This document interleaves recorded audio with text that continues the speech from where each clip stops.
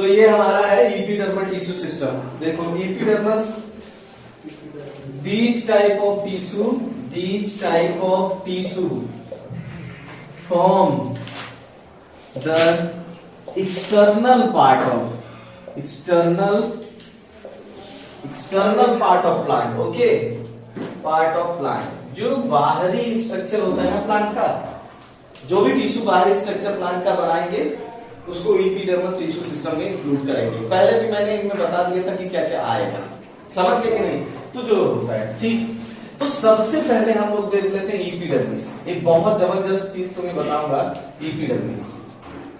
Epidermis क्या होता है? कॉन्टिन्यूअस लेयर होती है, कॉन्टिन्यूअस लेयर होती है, लिविंग होती है and protective in function.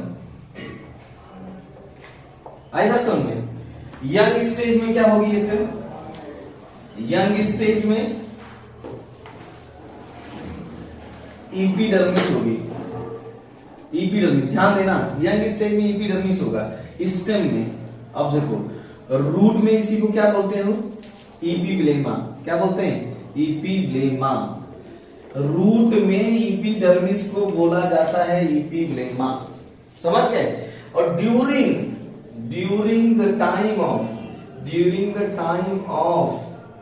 Secondary growth ये चेंज हो जाएगी किसमें? चेंज इनटू पेरिडर्म में चेंज हो जाएगी, समझ गए? जो इपिडर्मिस है, आउटर मोस्ट लेयर है, ये कॉन्टिन्यूअस लेयर बनाती है। लिविंग भी होती है, नॉन लिविंग भी होती है, दोनों होती है, लेकिन हम लिविंग में फोकस कर रहे हैं। तो इसका काम क्या है? प्रोटेक्टिव फंक्शन है। यंग स्टेज में क्या होती है? इपिडर्मल स्टेम होगा, तो ये पतली सी थिन सी लेयर होगी। लेकिन रूट में इपिडर्मिस को क्या बोलते हैं? इपिब्लेमा बोलते हैं। लेकिन जब सेकेंडरी ग्रोथ होता है तो यही इपिडर्मिस चेंज हो जाएगी किसमें? पेरिडर्म में। और पेरिडर्म क्या होता है? थिक वॉल्ड होगा और डिपोजिशन होगा किसका? लिग्निन का, ठीक है? Basically epidermis outer most layer होती है। क्या होती है? आउटर मोस्ट लेयर, और इसको प्रोटेक्टिव फंक्शन बोलते हैं, और form by the special types of tissue, ठीक है?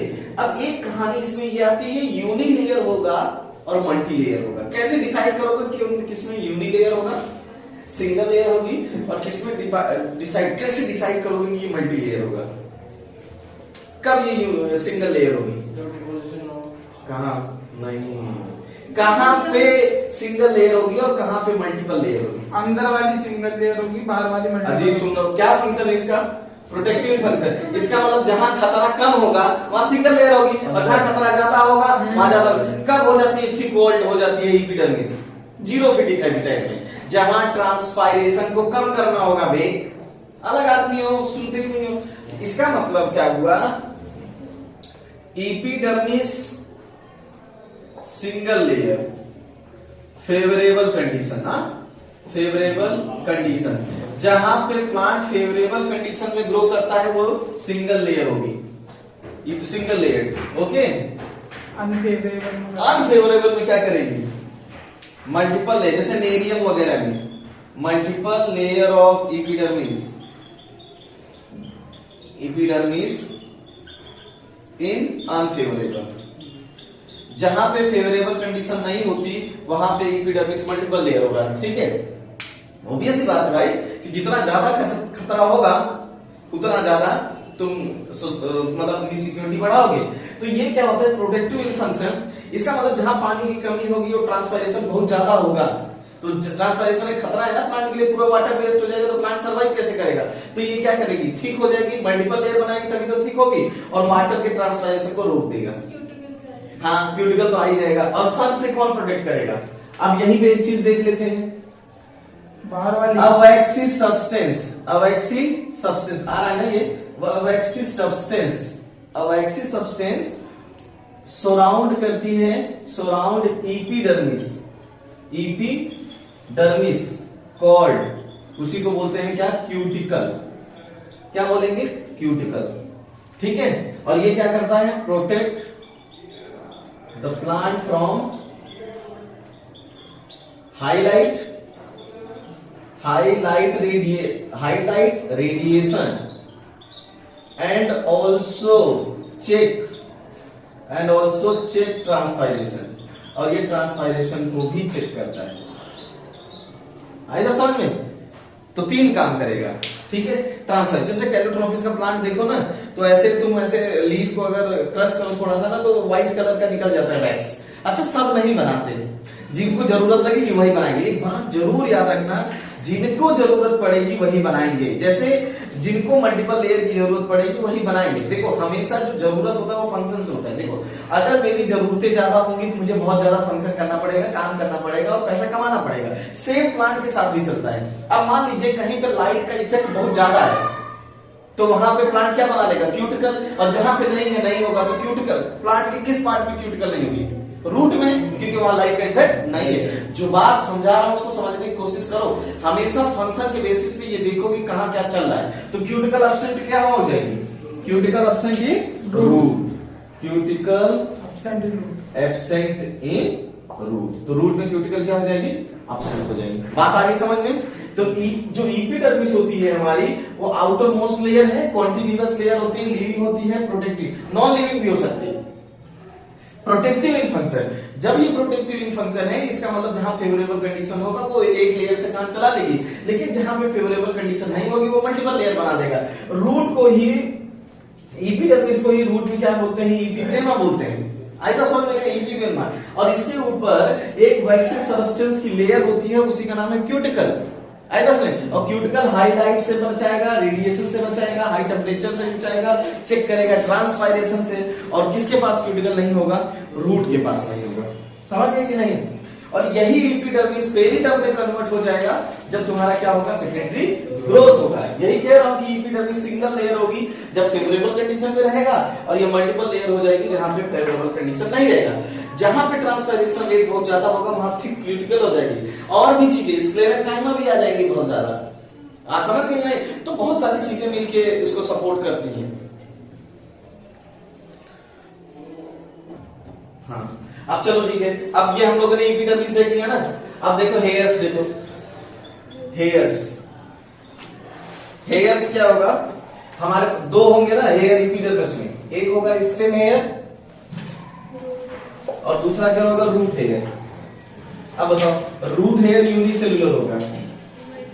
ये यूनिसेलुलर, ये क्या करेगा? Absorption of water and mineral, absorption of water and minerals,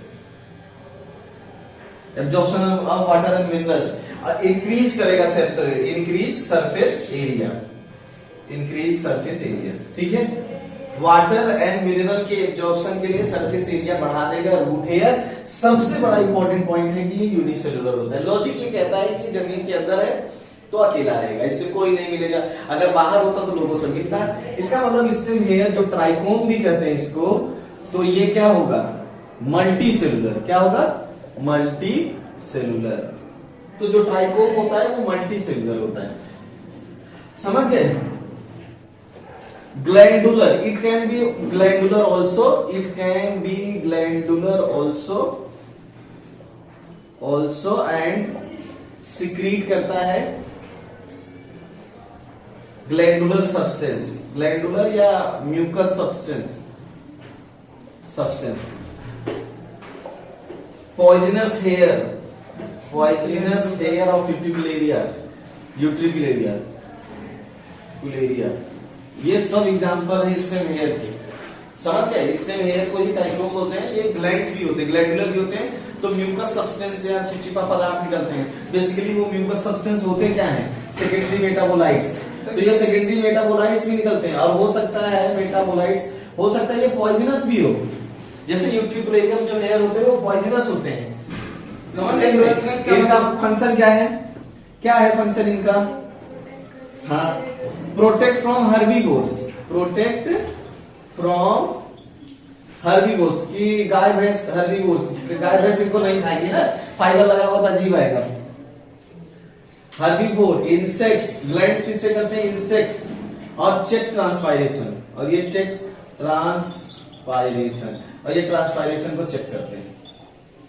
आएगा समझ में कि नहीं? तो ये सरफेस एरिया कम कर देंगे और ट्रांसपायरेशन कम होगा हेयर से। तो पूछा जाए कि स्टेम हेयर तो होगा मल्टीसेलुलर क्योंकि बाहर है ये, और रूट हेयर कैसा होगा, यूनिसेलुलर होगा।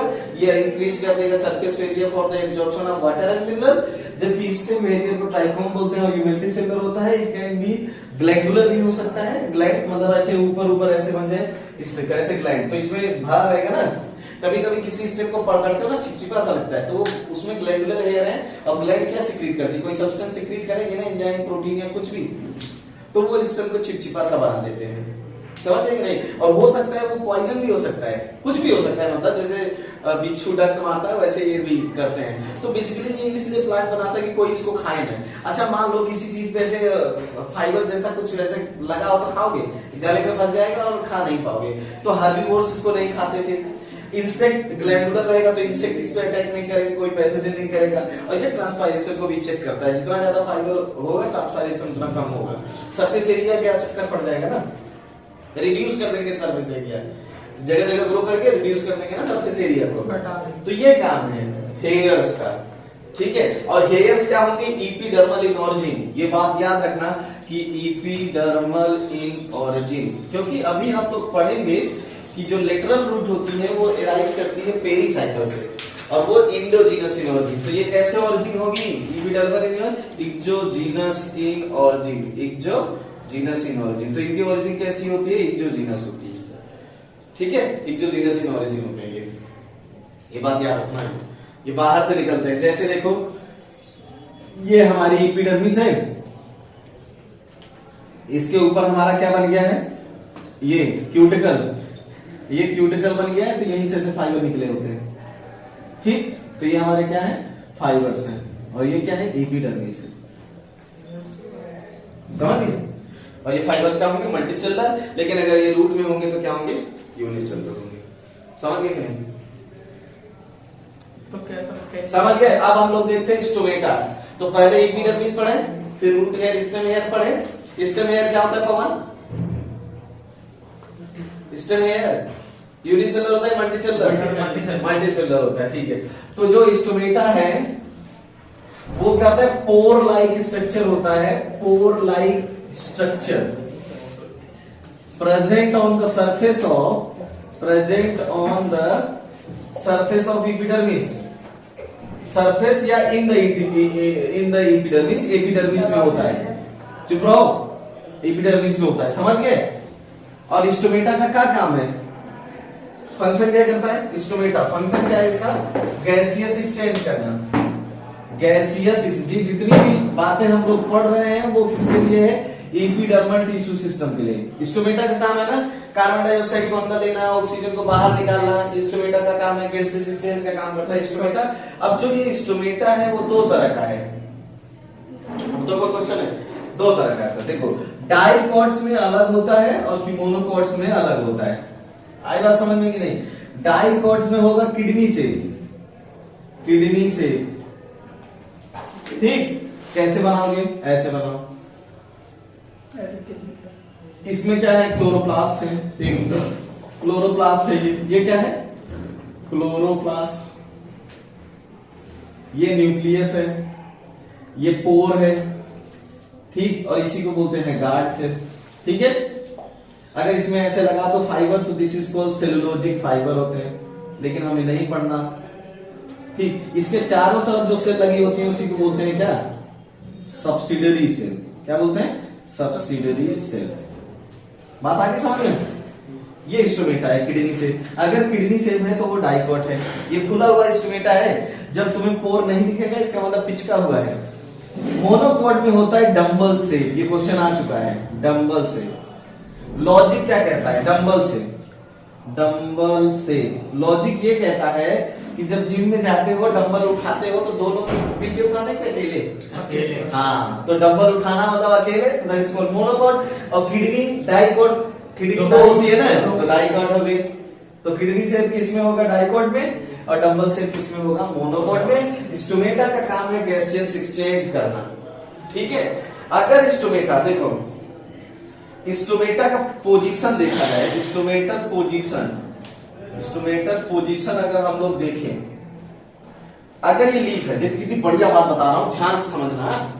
अगर ये लीफ है ना, अगर स्टोमेटा यहां हो, देखो स्टोमेटा यहां हो, मतलब ये स्टोमेटा यहां हो, ऐसे ऐसे हो स्टोमेटा, ऐसे सरफेस पे, ठीक, तो ऐसे को बोलते हैं ईपी स्टोमेटिक,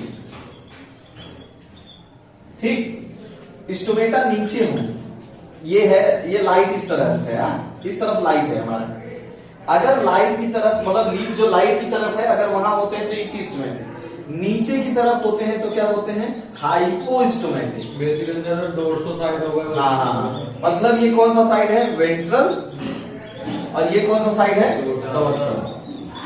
आई बात समझ में कि नहीं, ये वेंट्रल और डोर्सल साइड होता है, तो इसको याद रखना, ठीक। अगर दोनों तरफ ऐसे बराबर हो, क्या हो, बराबर हो, डोर्सल और वेंट्रल साइड दोनों साइड बराबर हो, तो इसी को बोलते हैं एम्फीस्टोमेटिक। पूछा गया है, डोर्सो वेंट्रल हो गया। हाँ, एम्फीस्टोमेटिक, और ये क्वेश्चन आ चुका है।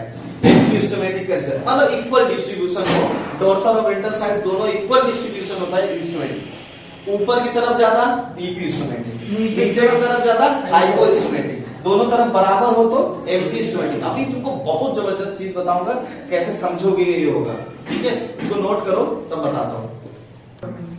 हाँ देखो, आप देखो, आप सुन लो, आप क्या है, देखो अब लीफ वाला देखो मैटर, ये लीफ है ना, देखो ये मेरा सन फेस है, सन फेस बंगलो जैसे बोलते हैं ना, सी फेस। अब देखो ध्यान से देखो, तो अब प्लांट कर लेंगे, तो कौन से ऐसे प्लांट हैं जो ये है, मान लो कि ये स्टोमेटा है, ठीक है, स्टोमेटा को कौन से प्लांट हैं जो ऊपर की तरफ रखेंगे, सोच बताओ, किन प्लांट की स्टोमेटा ऊपर की तरफ रखेंगे, हाइड्रोफाइट, क्योंकि नीचे उनके तो वो होते नहीं है, तो ये कौन होगा, ईपीस्टोमेटिक, हाइड्रोफाइट्स। नीचे की तरफ कौन रखेंगे, हाँ, एकदम सही बात है, नीचे की तरफ टेरेस्ट्रियल प्लांट, टेरेस्ट्रियल प्लांट, दोनों एम्फीस्टोमेटिक कंडीशन कौन रखेंगे, एम्फीस्टोमेटिक कंडीशन, एम्फीस्टोमेटिक कंडीशन। कौन सा आदमी होगा जो दोनों तरफ होगा, जो अकेला होगा कहेगा तुम्हारी तरफ है, तो कौन सा काम, मोनोकॉट, बहुत इंपॉर्टेंट। देखो लॉजिक पे जाओ, ए मतलब एलोन, एलोन का मतलब मोनो, तो एम्फीस्टोमेटिक कंडीशन कहां पाई जाएगी, मोनोकॉट में, समझ गए। तो जो हाइड्रोफाइट्स होंगे उनके स्टोमेटा ऊपर की तरफ, जो टेरेस्ट्रियल प्लांट और हाई लाइट होगी, लाइट बहुत ज्यादा जैसे गर्मी पड़ रही है तो स्टोमेटा नीचे की तरफ जाएंगे, नहीं तो ऊपर की तरफ रहेंगे, जल जाएंगे। और जो इक्वली डिस्ट्रीब्यूशन करते हैं उनको बोलते हैं equally distributed stomata, equally distributed stomata on both side of leaves, तो इसी को बोलते हैं, वो जो इस तरफ होती है इसको बोलते हैं वेंट्रल साइड, और इसको दूर वाली को क्या बोलते हैं, डोर्सल। दूर हो तो डोर्सल और पास हो तो वेंट्रल। आप समझ गए ना, ऊपर की तरफ स्टोमेटा तो ईपीस्टोमेटिक कंडीशन हाइड्रोफाइट्स में होगा, क्योंकि पानी में देखो लीफ जो होगी, ऊपर की तरफ जो लीफ होंगी तो ये सरफेस में रहेगी, तो नीचे वाला पोर्शन पानी में रहेगा, तो स्टोमेटा का कोई काम नहीं है, क्योंकि गैसेस एक्सचेंज तो ऊपर से करना है ना, तो ऊपर आ जाएंगे। जो टेरेस्ट्रियल प्लांट होते हैं ऊपर की तरफ लाइट पड़ती है, देखो लाइट पड़ेगी तो स्टोमेटा जलने के खतरा रहेगा, तो नीचे की तरफ चले जाएंगे, तो ज्यादा। और लेकिन मोनोकॉट्स जो होते हैं ना, वो स्मॉल प्लांट्स होते हैं, तो वो क्या करते हैं, उनको फोटोसिंथेसिस ज्यादा करनी होती है, तो इक्वली डिस्ट्रीब्यूटेड करते हैं स्टोमेटा को, ऊपर की साइड भी और नीचे की साइड, तो उसको बोलते हैं एम्फीस्टोमेटिक कंडीशन। मोनोकॉट लॉजिक कहता है कि ए मतलब होगा एलोन, एलोन का मतलब होता है मोनोकॉट, और एम्फीस्टोमेटिक कंडीशन है, तो ये स्टोमेटा का डिस्ट्रीब्यूशन है। अगर स्टोमेटा कहीं नहीं होगा तो कौन गैसेस एक्सचेंज करता है, who did gaseous exchange when stomata absent, जब स्टोमेटा absent होगा तो that is called lenticels. और लेंटी सेल्स कहां पाई जाती हैं तुम्हें पता है, ट्री के बारे में, क्योंकि वहां स्टोमेटा नहीं होता। हाँ, डाइकोट्स में हो, ऑब्वियसली बात है, मोनोकॉट क्यों बनाएगा, मोनोकॉट बाहर बनाता है क्या, नहीं बनाता, तो ऑब्वियसली बात है, जब समझ लो कि वह बाहर में, क्योंकि मोनोकॉट में सेकेंडरी ग्रोथ ही नहीं होती, तो बाहर क्या बनाएगा वो, क्योंकि बाहर फॉर्मेशन सेकेंडरी ग्रोथ से होती है। आई बात समझ में, ये ईपीस्टोमेटिक हाइपोस्टोमेटिक का वो उसका मतलब, तो जो हाइड्रोफाइट्स हैं उसमें कंडीशन कैसी होगी, ईपीस्टोमेटिक होगी, दोबारा बता देता हूं। और जो ये है टेरेस्ट्रियल प्लांट होते हैं उनमें कैसी होगी, हाइपोस्टोमेटिक। और जो टेरेस्ट्रियल प्लांट में मोनोकोट्स हैं उसमें स्टोमेटा कैसा होता है, एम्फीस्टोमेटिक कंडीशन पाई जाती है। समझ गए कि नहीं? तो ये जल्दी से नोट करो इसको। अब ग्राउंड टिश्यू सिस्टम पढ़ते हैं। ये क्या होते हैं, tissue found between epidermal and vascular tissue system. Okay, vascular tissue system. देखो मैं एक डायग्राम बना के बता देता हूं। ये मान लो कि हमारी एपिडर्मिस है, ये वैस्कुलर मंडल है, ठीक है, इनके बीच में होगा, तो इनके बीच में ये क्या आएगा, हाइपोडर्मिस। एक एक चीज को अच्छे से देखते जाओ। Hypodermis, the dermis which is found below the epidermis is called hypodermis. दो तरह की होगी, कोलेन काइमेटस है, कोलेन काइमेटस पहले भी पढ़ाया था, और स्क्लेरेन काइमेटस।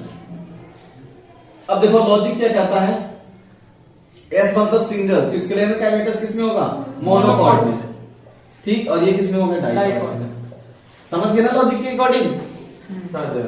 चलिए, हाइपोडर्मिस के बाद क्या होगा तुम्हारा, कॉर्टेक्स होगा, ठीक, कॉर्टेक्स के बाद क्या होगा, इंडोडर्मिस। अब इंडोडर्मिस में क्या होता है, क्या बनता है, कैस्पेरियन स्ट्रिप।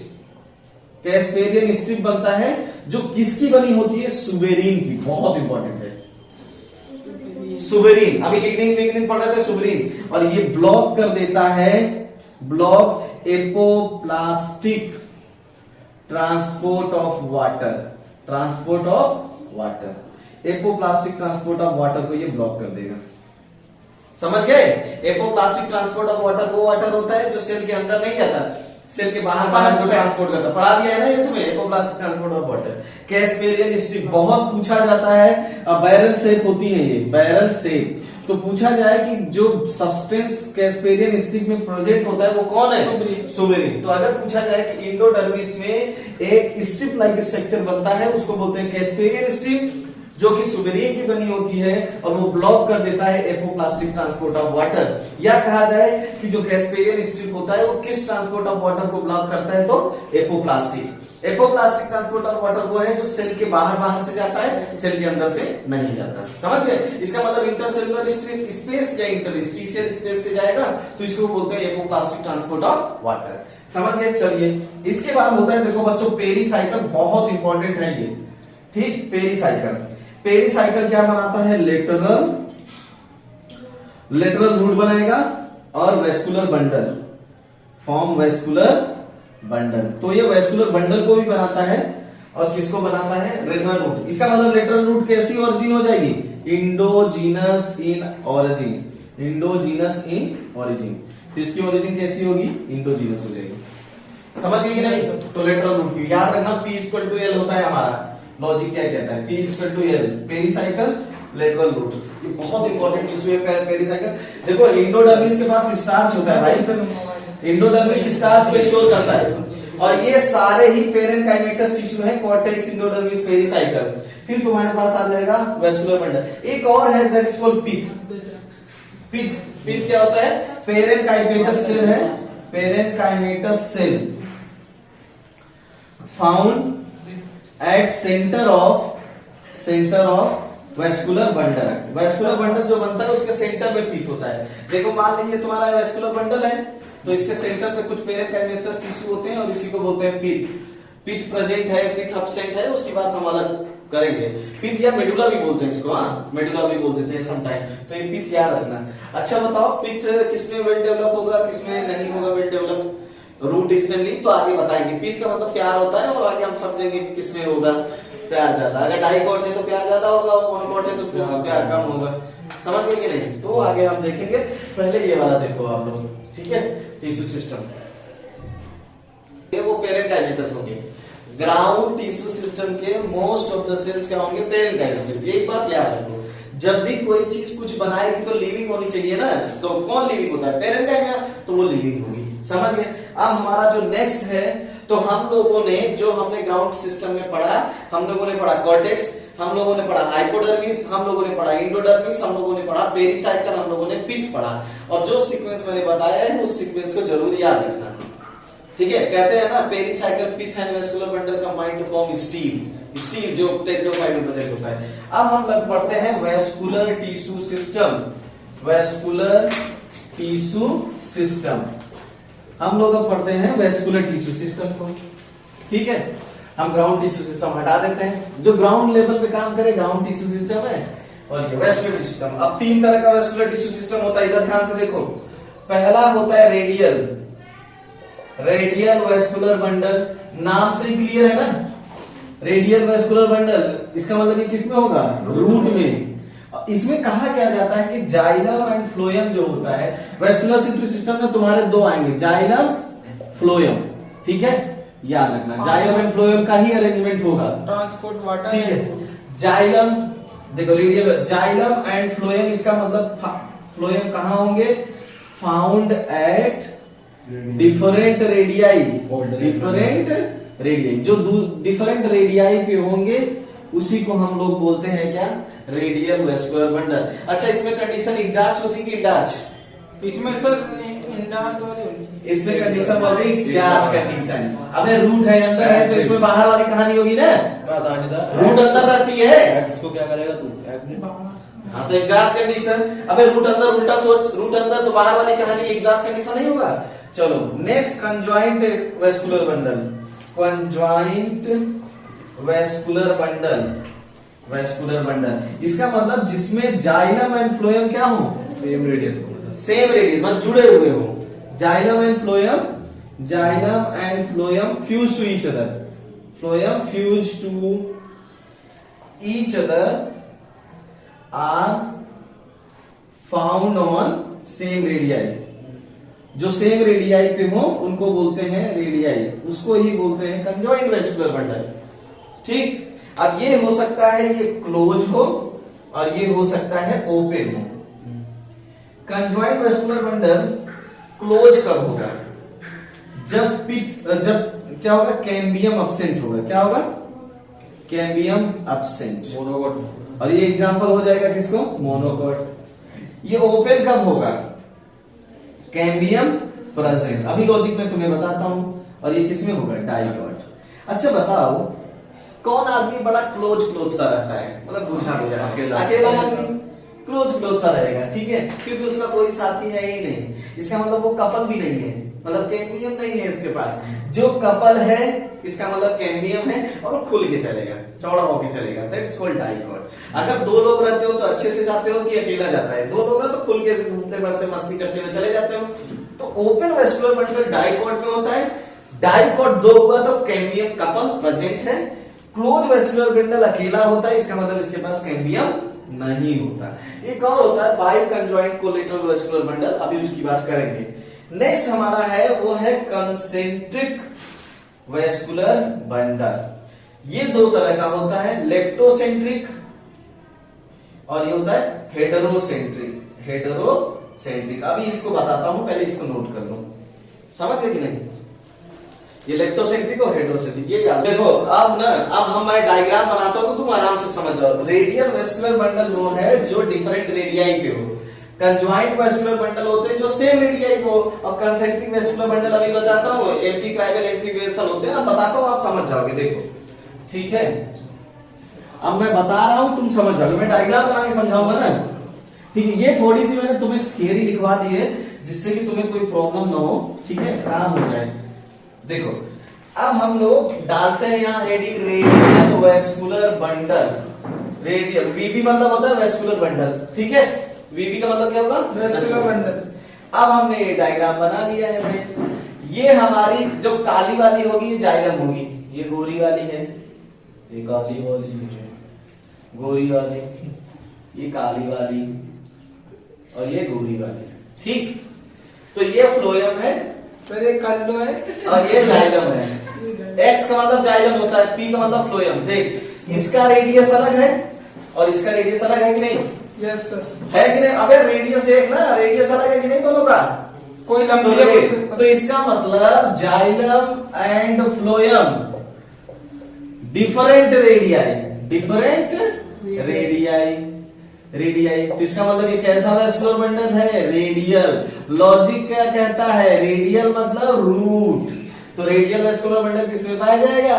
रूट में पाया जाएगा। इसमें प्रोटोजाइलम कहाँ होगी? बाहर की तरफ होगी और मेटाजाइलम अंदर की तरफ। इस कंडीशन को हम लोग बोलते हैं एग्जैक्ट। समझ ले, इसका मतलब अगर यहाँ लगाएंगे जाइलम में तो ये मेटाजाइलम होगा, ये प्रोटोजाइलम। समझ गया ना बात को?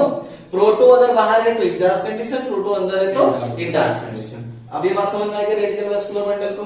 चलो, ये रेडियल वेस्कुलर बंडल हो गया। अब तुम लोग समझ गए, इसको आई होप बना लोगे। अब हम लोग यहां से शुरू करते हैं कहानी को। अब हम लोग स्टेम में देखते हैं। स्टेम में इसका मतलब जो कंजॉइंट वेस्कुलर बंडल होता है, कंजॉइंट वेस्कुलर बंडल है, वो तुम्हारा किसमें होगा? स्टेम में होगा। कंजॉइंट वेस्कुलर बंडल देख लो।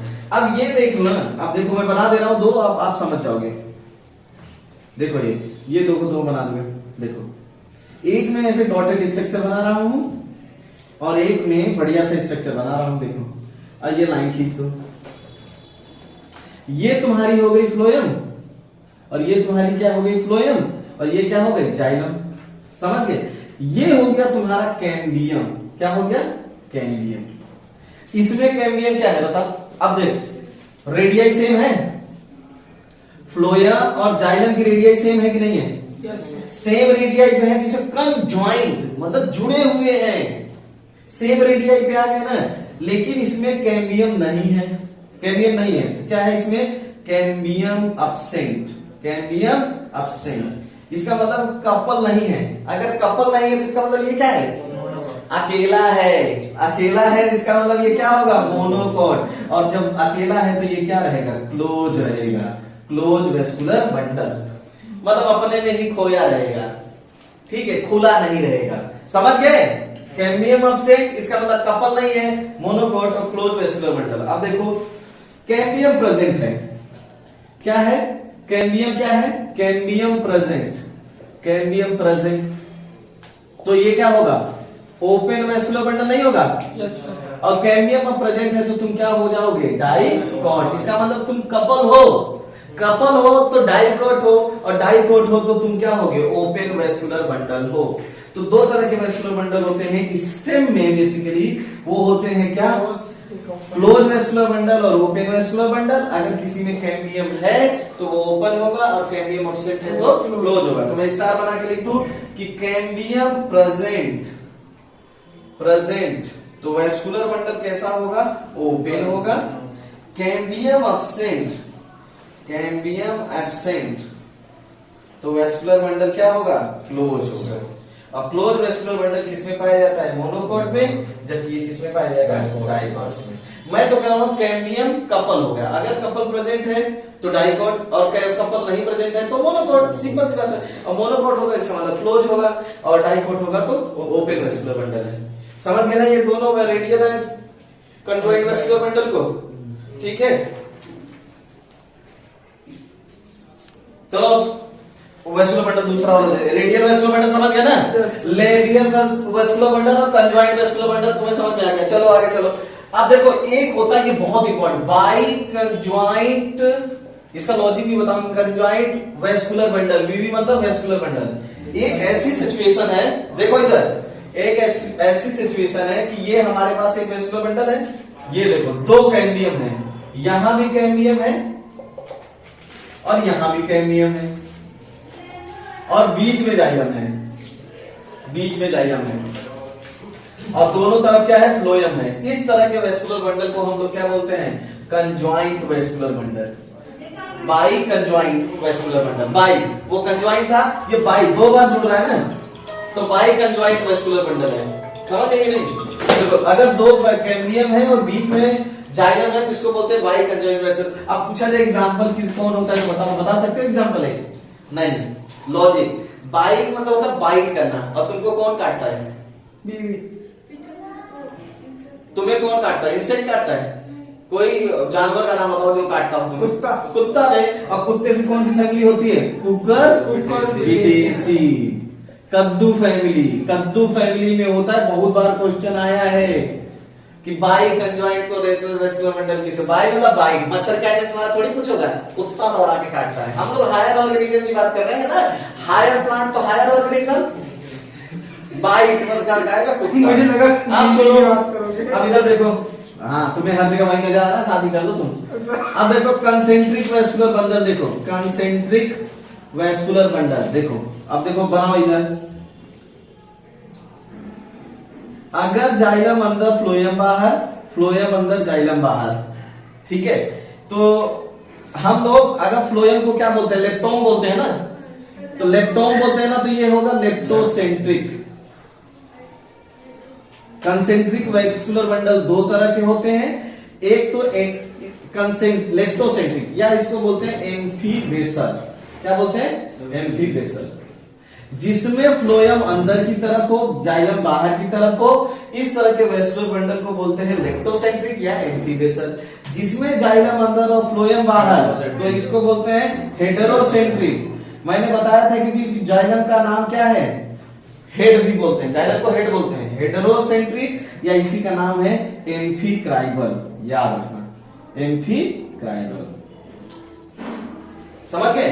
तो कंसेंट्रिक वेस्कुलर बंडल दो तरह के होते हैं, एक होता है लेप्टोसेंट्रिक और दूसरा होता है क्या, हेटेरोसेंट्रिक होता है। लेप्टोसेंट्रिक में फ्लोएम अंदर की तरफ होगा, जाइलम बाहर की तरफ होगा, जबकि हेटेरोसेंट्रिक में जाइलम अंदर की तरफ और फ्लोएम बाहर की तरफ। ये जल्दी से बनाओ तो मैं वो वाला दोबारा बना के समझा देता हूं, समझ गए कि नहीं, ये वाला जल्दी से। अब हम लोग देखते हैं कंसेंट्रिक, चलो देखो कंसेंट्रिक वेस्कुलर बंडल, और ये कंसेंट्रिक वेस्कुलर बंडल दो तरह के होंगे, ठीक। अब पहले जान लो, एक होगा एम्फीबेसल, एम्फीबेसल होगा, एम्फीबेसल का नाम है लेप्टोसेंट्रिक। मैं तुम्हें पहले ही बता चुका हूं कि फ्लोएम को तुम क्या बोल सकते हो, देखो यहां लिख दे रहा हूं, फ्लोएम को लेप्टोम बोल सकते हो एंड बास्ट बोल सकते हो, पहले ही बताया है। दूसरा होता है एम्फीक्राइबल, एम्फीक्राइबल, एम्फीक्राइबल का मतलब इसको या और बोल सकते हो हेटेरोसेंट्रिक, क्या हेटेरोसेंट्रिक, इसका मतलब हुआ जाइलम का दूसरा नाम भी क्या हो सकता है, हेड है, हेड है, ठीक। अब देखो डायग्राम बना लो बस, और ये बताओ किस में पाया जाता है, स्टीलर सिस्टम में प्रेजेंट होता है, मतलब टेरिडोफाइट्स में होता है, लिख लो प्रेजेंट इन टेरिडोफाइट्स, टेरिडोफाइट्स, और ये टेरिडोफाइट्स में होता है, ठीक। अब देखो दोनों दोनों के एग्जाम्पल बता रहा हूं, ये दोनों के ही एग्जाम्पल हैं, ये दोनों ही पाए जाते हैं टेरिडोफाइट में, अलग अलग स्पीसीज में अलग अलग होते हैं, ठीक है। अब मान लीजिए मैं रेड से ना फ्लोएम को बना रहा हूं, ये फ्लोएम को बना रहा हूं, ठीक है। चलो रेड वाला हमारा फ्लोएम हो गया, काला वाला हमारा जाइलम हो गया है, देखो जाइलम, देखा कितना बढ़िया हुआ। इसमें क्या है, फ्लोएम अंदर की तरफ, जाइलम बाहर की तरफ, तो कौन सा हो गया, लेप्टोसेंट्रिक, समझ गए। लेप्टोसेंट्रिक का दूसरा नाम एम्फीबेसल। इसमें क्या हुआ, जाइलम अंदर की तरफ, फ्लोएम बाहर की तरफ, तो कौन सा हो गया, हेटेरोसेंट्रिक, हेटेरोसेंट्रिक, तो दूसरा नाम इसका क्या होगा, एम्फीक्राइबल। अब लॉजिक देखो, जब बच्चा चिल्लाएगा तो कहां चला जाएगा, घर के आंगन में, घर के अंदर चला नहीं जाएगा। जाइलम मतलब जान, जान क्यों, उसकी मम्मी अंदर है, तो बच्चा जब चिल्लाएगा तो अंदर चला जाएगा क्राई करते हुए, क्योंकि जान जो उसकी मम्मी है, एक बच्चे की जान उसकी माँ ही होती है, वो अंदर की तरफ है। तो एम्फीक्राइबल का मतलब होता है कि जाइलम अंदर की तरफ हो, फ्लोएम बाहर की तरफ हो, और अगर फ्लोएम अंदर की तरफ है और जाइलम बाहर की तरफ है तो लेप्टोसेंट्रिक। इसके लिए याद करना कि एम्फीबेसल लेप्टोसेंट्रिक होता है, जबकि एम्फीक्राइबल क्या होता है, हेटेरोसेंट्रिक होता है, ठीक है।